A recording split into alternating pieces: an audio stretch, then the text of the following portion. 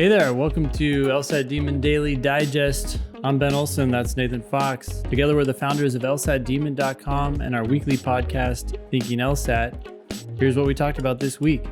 Hey there, welcome to the LSAT Demon Daily. I'm Matt Dumont, an LSAT teacher and tutor at the LSAT Demon, and a 3L at the University of Maryland. With me is Paige Gillard, and she is a recent Demon student and law school acceptee. How you doing, Paige? I'm great. How are you? I'm doing great. Thanks for coming on the show and talking about your LSAT journey. So I introduced you as a law school acceptee. Do you want to clarify what that means? Yeah, I applied to a decent amount of law schools like a month or two ago, and I've been accepted to 4 so far. So at least I know I'll be going somewhere. Awesome. So for those of you who are sort of on your own journey, applying early in the cycle, like before Christmas time, your Christmas presents or your holiday presents might be some law school acceptances with some good scholarships, ? Couple full rides, couple more than half. So awesome. So Paige did it right. She applied early in the cycle and already has full tuition scholarships. So you can, everyone has different priorities, and we certainly recommend, don't pay for law school, go to law school for free. You have that option. How does that feel?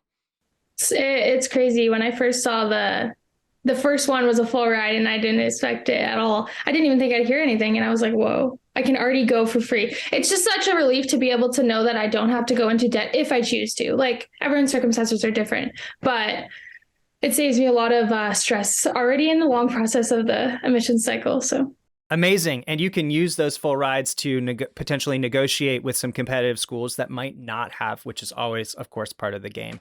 So great. Congratulations on your acceptances already and some full rides and your awesome scholarships. I'm sure you're going to kill it out there. But we want to talk about how you got to that point. How did you get those scholarships? And so I want to ask about your LSAT journey. That's what we're here to talk about today, is your LSAT journey. Where did you start from? Where did you end up?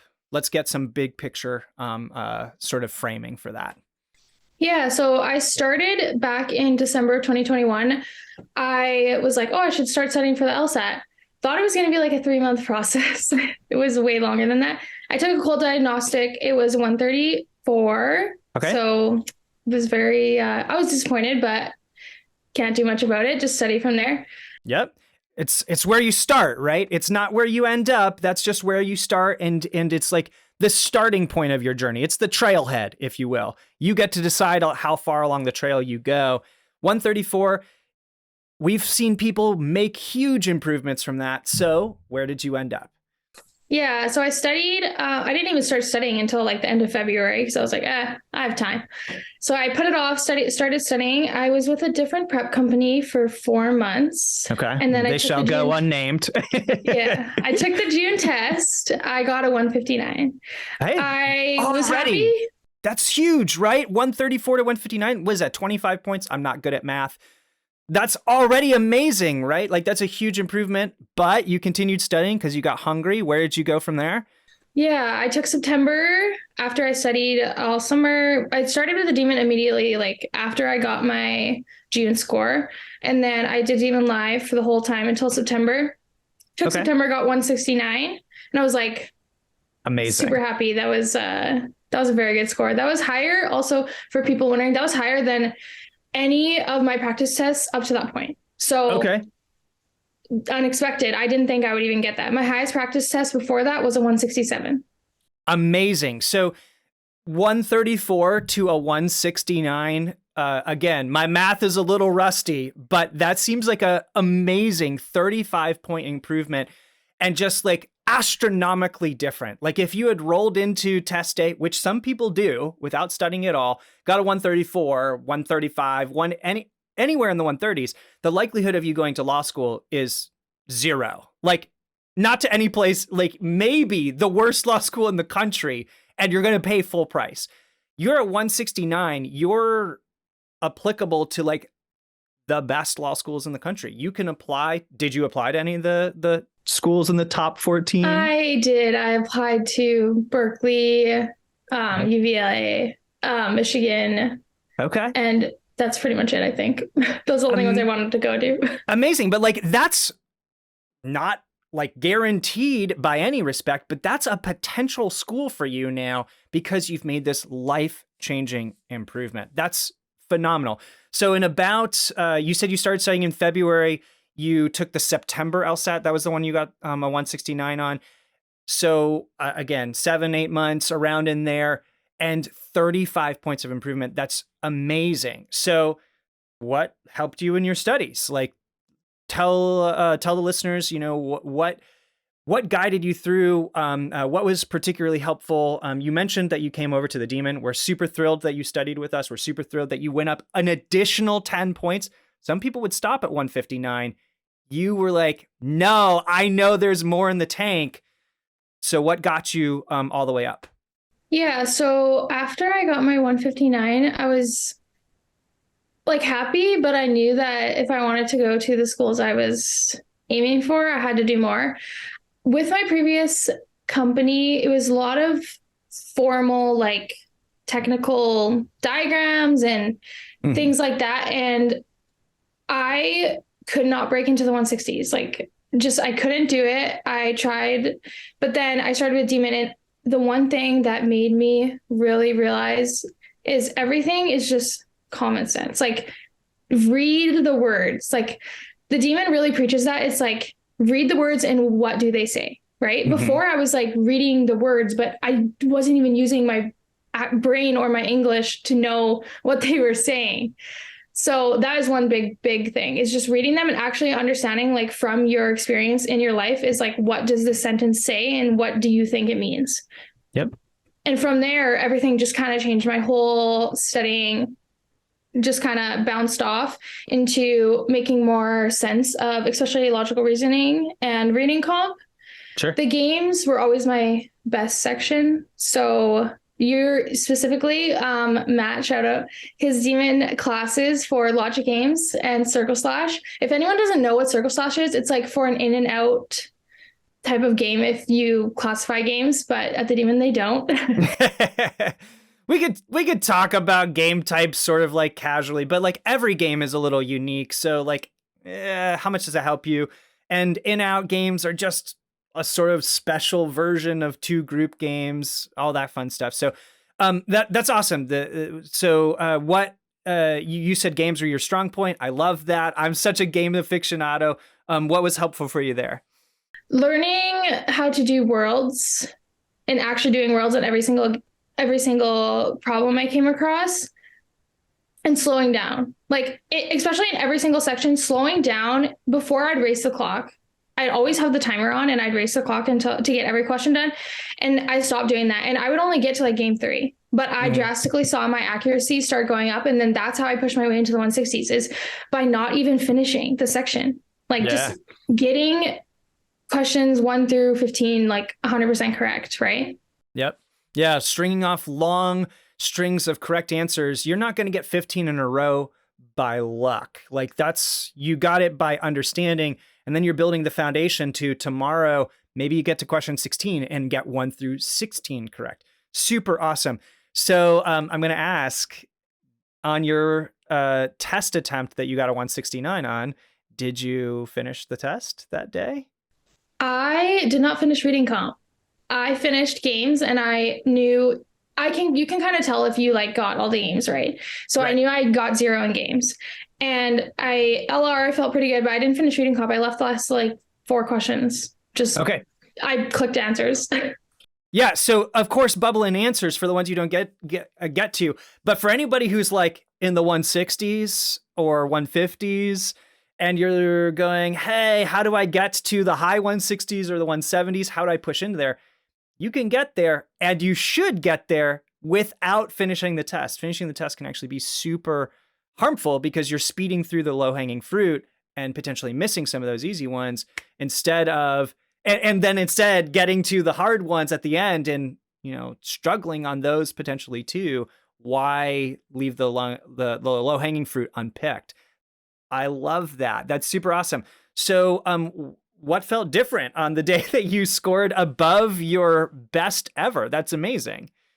I really took my time and I didn't worry about the clock. That's one big thing. My first attempt in June, I was so stressed out about finishing, about getting answers right. I was overthinking them. I reread questions, and you shouldn't do that. You should read it so enough the first time that you don't have to reread it. So that was something I practiced continuously over the summer, is just rereading the reading comp sentence. Oh, I didn't get it. Oh, I don't know if I have time to reread it. No, go back, reread it, and just slow down, right? Like even in the actual September test, I slowed down and I took so much time on the first reading comp passage, but I knew I felt good. I felt like I got 100% of them right. So then I could move on with ease, and everything just felt more comfortable instead of like rushing through and being worried and having anxiety about the questions that I might not have understood because I was going so fast.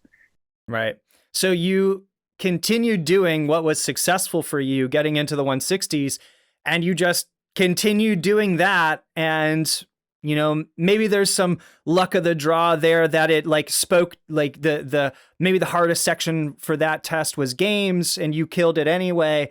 So there's some good fortune maybe, but realistically what paid off was understanding the stuff and doing the right amount for Paige. That's so awesome. That's so thrilling.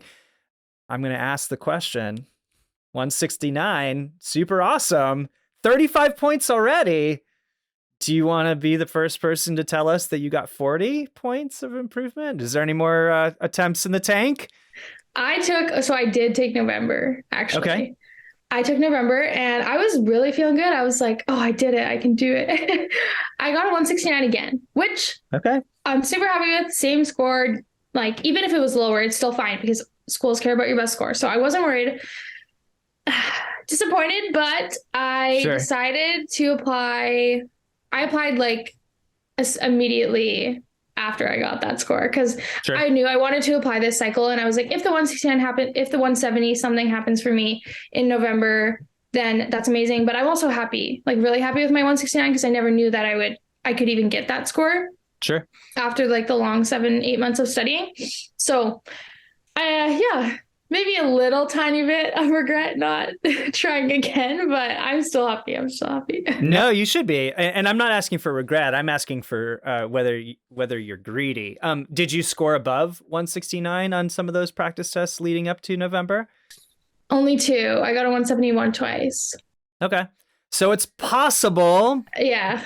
Yeah, possible. But I get like, hey, this was in or maybe at like your sort of wheelhouse, which makes sense. That's phenomenal. Congratulations again. So you mentioned some demon stuff. You were one of our live subscribers, so we got to see you in classes, which is amazing. You mentioned, Worlds is by far, of course, the most efficient way to do the logic games. You can know you got everything perfect, which is phenomenal. Any demon stuff in LR or reading comp that you want to point people towards? Yeah, logical reasoning. There is something to say about just understanding it and specifically making predictions. I never made predictions with my previous studies. And so when I came to the demon, I was like, what the heck is this? How do I do this? Like, I was like so lost. And I kind of like ignored it for the first like 4 weeks I was with you guys. Cause I was like, it doesn't really matter. No. If anyone's listening to this, do it. Like it helps so much, especially you have prediction mode on your dashboard now, which gives you the time to think about what you just read before you go into the question. And it helps you just identify what's wrong with the stimulus, especially in logical reasoning, like finding out what's wrong with it or how it's weak, how it's not proven, or all these problems before I went into the question stop me from having A, B, C or B and C to pick between, like deciding between answers. Before I would have like A and D open. I'm like, oh, which one's better? No, they're not. There's no better. It's which one's right. And this one is really wrong. Like, and predicting helps you because you have an answer or something similar that you can like think about when you're reading answer choices, and you can eliminate them easily. That's awesome. I think prediction mode is such an awesome sort of like, hold on a second. Are you doing this pause, think about it for a second, have a complaint about the argument, make a prediction based on that. Super, super valuable. Fantastic advice. So we got worlds and prediction mode. I think those are two great recommendations. Do you have any more general advice towards people who want to be you, who want to be in your position starting or next December, people who are starting to ramp up their studies now or thinking about studying for the LSAT? What kind of general advice do you potentially have? Yeah. When I first started, I thought you had to study like full time. Like I was like, oh, I'm going to study every single day for like 5-6 hours and make this my whole entire life. Right. And I did that for 4 months and it got me improvement, but I was burning out way too fast. Like, and then I just stopped, like no improvement. I couldn't think about what I was reading. I was just so tired and like, I didn't see my friends and all these things. So not making the LSAT doesn't have to be your full-time job. Like you guys really preach just 1 hour studying a day. And I was so hesitant to take that on when I started with you, but actually I just started doing I only did 2 hours a day from June to September when I made that 10-point improvement. And that's it. Like just studying and actually focusing on the 2 hours intentionally and like being clear-headed made all of that a difference. So that's just something I would really like to say is that you don't have to make the LSAT your full-time job and you can make astronomical improvements just from studying like 1 or 2 hours a day.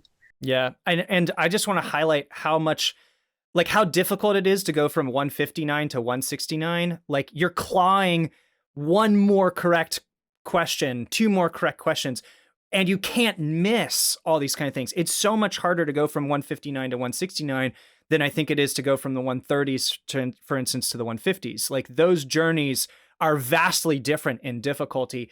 And you did that by studying less because it allowed you to prioritize to make those 2 hours really count. It's quality over quantity. And you didn't burn out. You were avoiding the mental mush of just like shoving in more attempts, pulling the slot machine, so to speak. Super, super awesome. Great advice. I think I want to highlight that. What did you do with your time since you weren't studying full time? I also worked through this entire process. So yeah, I would just I had surgery in February. So my first couple months of studying, I didn't work. I was just studying full time. But then as soon as June hit, I worked all summer and just studied before work, after work, weekends, kind of literally whenever. Sometimes I wouldn't study for like 5 days. Don't say that. It's not good for me.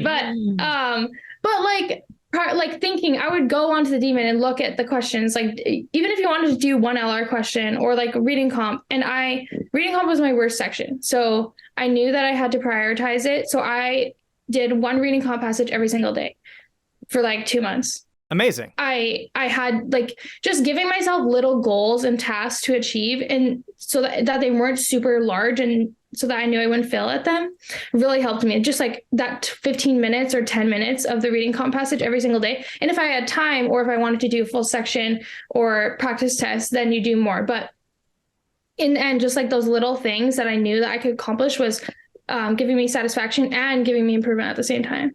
Yeah, I think again, like that's just such sound advice. Someone who's in the 130s doesn't wake up and go, I'm going to go to the 160s, blah, blah, blah, right? It's like, you got to go, okay, how do I get to 140? Then how do I get to 145? And so you get to those goals by doing 1 passage, not 10 tests. You're setting goals that you can accomplish that over the course of the time get you that 35-point improvement, which is just, again, astronomical and life-changing. But also you're doing those larger goals by setting the small, intermediate, and those kind of things along your journey. Just such sage advice. So awesome. Okay, I got one last question for you. Do you know what kind of law you're interested in? Where you might want to go to school? Are you coming to the States for your studies? What do you think? So I am from Canada. Mm-hmm. So if I go to the States, I'll be an international student. So I applied to 2 Canadian schools because I don't really want to go here just for backup. Sure. I do want to come to the States. I want to pursue a clerkship. I have like a specific plan, but I want to pursue a clerkship my first year out of law school. Then I want to transfer into prefer like a larger firm, like a big law firm, work litigation, patents, transactional. We'll see what I gravitate towards, but that's the plan right now. We'll see if it changes, but you never know what you like when you get in there. Awesome. Well, if I can offer any advice to people who want to go the clerkship route, because I'm going to be clerking after I graduate, make sure, even though it kind of, no one is like, ooh, journal, man, I just want to do journal so badly. Because journal for the most part is pretty tedious. It's not awesome. But it's really important. It's not a requirement for every judge, but a lot of them do require it. And even if it's not blatantly required, it's like it looks kind of odd if you don't have that. So it might even be like a soft requirement. And so if there's one singular thing that can be particularly helpful in that respect, journal is a great one. And also judicial interning while you're in school, working for a judge. What's a great way to work for another judge? Work for one that will then call your judges that you're interested in and be like, yeah, this person was great in my chambers. Loved them. Awesome. Cool. I can't wait to see how that turns out for you. I was just going to say, especially this whole process, like the demon specifically changed my law school. Like it changed everything because as an international student, I don't qualify for federal loans. So I don't get aid. Like, and my, like Canada doesn't give government aid for international schools in law school in the States. So if I don't have a full ride, I have to save up $200K. I don't know. Like there's not a lot of way for me to pay for it because my parents don't have that kind of funds right now. So the demon like pretty much made me actually going to law school in the States possible. With 159, I wouldn't have gotten the full rides at the schools I wanted to. Amazing. Well, I just want to highlight one last thing, and that is the demon didn't make anything possible. Maybe we made it possible. We showed you the doors. Yeah. There we go. We to use that analogy. We opened the door. You were the one who walked through it. You were the one who did the work and improved again. Just phenomenal. 35 points. I want to congratulate you from all of us here at the Demon. That's truly awesome. We hope you keep in touch. We hope you let us know where you end up going and, right into the show. Let us know some updates after you hit 1L. Any parting thoughts? Yeah, just that if there's anyone struggling with like the mental, like part of this, I was really down on myself, not thinking. I was stuck in the high 150s for like 3-4 months. So you like, don't give up. Like you can do it, right? Like you just have to sit back and reevaluate and just set those little goals. And I think anyone can get there if they really want it. Awesome. To use the analogy that Ben and Nathan talked about on the Thinking LSAT podcast that came out today, you need to be mouse number 2 that's churning that butter into churning that milk, that cream into butter.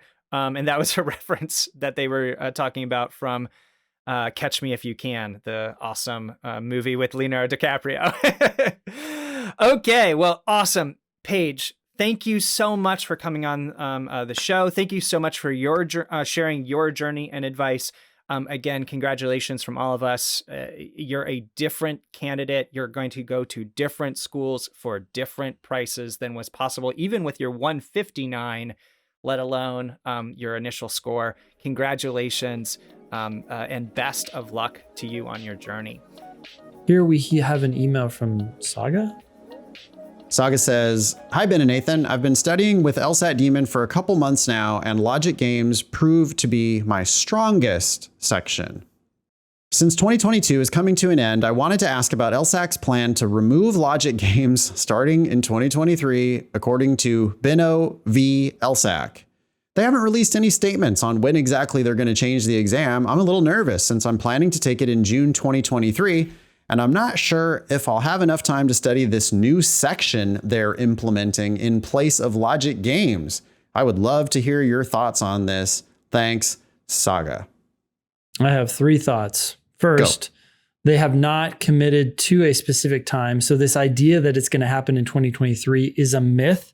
It certainly could, but they haven't committed to it. So I suspect it will be several years before they actually change the games. Even if they do, okay, idea number 2, even if they do change the games, they have said on record that they will give us plenty of warning and sample questions so we know exactly what's coming. They did that with the June 2001, right? Exam, I think that, or 2027, sorry. The June 2007 exam, when they changed reading comprehension and added comparative reading. They gave us a sample test and let us see what was coming before it came out. This is a much more significant change than that was. Much bigger because it's changing the whole section, and they gave us a warning then. They're certainly going to give us a warning now, and they've said that they will. 3, I don't think they're going to change it. Even if they do, they're going to give us a warning. And if they do change it and you have to take the new games, I think they're going to be easier. Yeah. And I would add 4, I think that any preparation that you do toward the current logic games, it's going to be fun. It's going to make you smarter. It's going to help you in solving a variety of other puzzles coming down the road, especially whatever they decide to replace the games with, if they ever do. We have the only information that we really have is that one experimental section that they did recently, right? The one time in history where they have told the test takers that they were taking the experimental section because they wanted to try out on them some logic games light type of bullshit. Mm-hmm. And what were those questions mostly? Essentially logical reasoning questions. Well, yeah, they were essentially logical reasoning questions, but didn't they have like a gamesy kind of a flavor? Like it was sort of like a mini logic game. Yep, exactly. The one that you could maybe do in your head more easily, which I guess is the Bino versus LSAC thing, is that like blind people are at a disadvantage because they can't use scratch paper, which that's crazy to me that it seems like they're saying I can't solve these puzzles about ordering and grouping, which makes no sense to me. I don't see why blind people can't do that. I think they can. But anyway, if they change it, it might be changing it to be like, okay, instead of 7 clowns, now there's 3 clowns. And instead of 5 rules, now there's 2. And then they just, red before blue, blue before green, which one must be true? And you have to infer that, let's see, red before blue, blue before green. Oh, so red before green? And then that's just the answer. I think that's basically what the replacement that they're testing. But yeah, headline, we'll be shocked if it happens in 2023. If it does, you'll get, you would have warning way earlier in 2023 than that official thing actually happened. So if you're trying to think like, well, I don't want to prep now because it's going to change before I take it in June 2023, it's probably not. And like you said, the prep you do will help you do better on these games. Yeah. All right. Yeah. Hopefully that's helpful, Saga. We have an email from Anonymous here about a VA appeal. I'm a retired veteran using a VA job program called VR&E, previously known as Voc Rehab. I'm using this program because it's supposed to help veterans overcome disabilities while in the job search. If required, this job program will pay for education 4 years plus a 1-year extension. I want to give some insight into the VA and this program. This information may help prepare other vets for the challenges they may face while navigating the program. On LSAT Demon Daily, episode 388, someone inquired if they could share their GI Bill with a family member. This is true, and if a vet is eligible for the VR&E program, they can use the job program to pay for school. However, the timeline is tight and you must constantly appeal decisions. I'm in the middle of a VA appeal involving my erroneously closed case, ADA issues, and a denied request for tutoring, and I assume that means one-on-one tutoring. This program enforces a tight timeline, so I tested well before I was ready. That's a bummer. They're like forcing people into LSATs before they're ready. they need to know that that's actually bad for their own people. The schools I've received acceptance to are regional schools, which I'm okay with attending. The problem is I've been requesting the VA to pay for tutoring from LSAT Demon since May, and they have recently denied my request. The reason is that they don't think I'm deficient at the test because I have been accepted into law schools. I will appeal this decision because of the flawed logic in the denial. I will also attempt to re-explain the LSAT scores correlation to first-year grades and the first-year grades correlation to jobs. I'm all ears if you guys have any other suggestions or data. The appeal will not reach completion until after my test in February. I'm going to attach screenshots of the actual denial. Please keep me anonymous. Feel free to inform other veterans, as eventually this will turn into writing my congressman or senator, especially when the tutoring helps me achieve a higher score. Wow. So anonymous is like, boy, doing battle with the VA. That's a serious opponent. Very well resourced opponent. Yeah. So this is from the appeal. It is extremely lawyerly looking. Cites right off the top USC section 3115 and 38 CFR section 21.294 if you want to go look up the relevant statutes. And regulations. Yep, and regs. I guess this is an administrative official who's making this decision, and they say, why did I make this decision? I made this decision based on the following reasons. On 11/04/22, you requested to extend your LSAT preparation until January 2023. Take final LSAT at the conclusion of the prep and an LSAT tutor through LSAT Demon Live. Per your report, you were fully admitted into NC Central University and scored 151 on your November LSAT. Per M28 CVA 1.05E, quote, tutorial assistance may be provided if the VRC determines that assistance is needed to improve a claimant's deficiency in a course of subject. End quote. According to Forbes.com, the median LSAT was 153. Based upon the above mentioned information, it is determined you do not have a deficiency in the course/subject as you were accepted into law school. Yeah. Wow. I mean, I get it. They're trying to protect their funds. Yeah. But they're missing the big point here. Different law schools have different outcomes. Yeah. Boy, I can imagine, I guess, is there an advocate on the other side? I don't know. It's just this decision maker, right? Yeah. But does the VA, maybe it's a VA attorney or something who is like filing a brief on the other side of this. Yeah. Saying, how can you be deficient if you were admitted to law school? Like Anonymous calls that erroneous or flawed logic or whatever. But I don't know that it's like on its face, obviously flawed. Like, why is that flawed? You got in.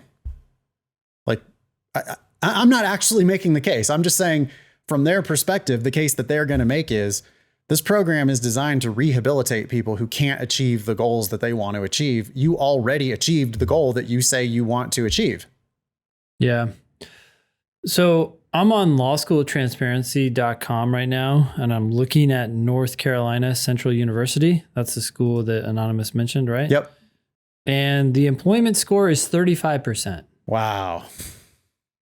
So there's the fact you want to cite in your appeal. Yeah. 17% went into public service, 2.3% went into national law firms, 0% went into federal clerkships, and 17% went into small law firms. That's less than half of the graduates went into their highlighted legal professions. Yeah, and nobody's making money because they're not going into big law or federal clerkships. Yeah. So you need to cite, like, I want to go, even if it's not true, you could say, I need to get into, I want to go to big law firm. This is my specific goal of big law, and I can't do it at this school. It was a mistake of me. It was a mistake when I applied to this school. I would never go to that school because they can't get me to my career goals. Yep. My mistake.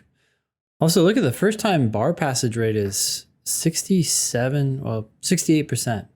I mean, I guess you have to just get above 75% in for the ABA. 75% within 2 years for the ABA. Within 2 years. So 68% on a first time is not bad, actually, probably.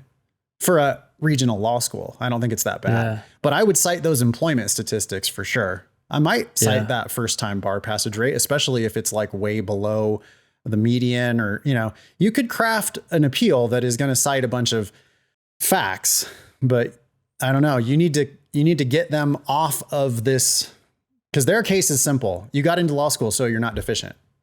Yeah, you're 2 points behind their median. What else do you want? You're already in. Yeah. Okay. We got an email here from Agye. Hi, please. I law student in Ghana, and I would like to take the test, but I want to know if the score I could get scholarship to study in US in one of the top law schools for a JD. I read that literally. You missed one word. You missed with. He said, but I want to know if with the score, I could get scholarship to study in US in one of the top law schools for a JD. And yeah, right off the bat, hi, please, I, law student in Ghana. You want to answer Agye's question? Yeah, the easiest way to answer this question is to go to lsatdemon.com/scholarships and start putting in scores that are close to what you've scored or what you think you can get, and see whether you can get any scholarships with those scores. For GPA, though, that's going to be tough, right? He's an international applicant. Yeah, and we haven't figured out yet how to do the scholarship estimator for international students, I don't think. I mean, maybe put in a 3.0 and a 3.5 and a 4.0. Well, that might make a difference. Yeah, I mean, so I think what you should actually put in is your school's median. So that it has no effect. Right. Yeah, because international applicants, you're not going to have a GPA. You're only going to have an LSAT. So you are going to affect their LSAT numbers. You're not going to affect their GPA numbers. So I think the way to do it is, you know, if you're targeting UCLA, I think you need to look up what the median GPA is for UCLA, put that in along with your actual LSAT, and then see what the chances are.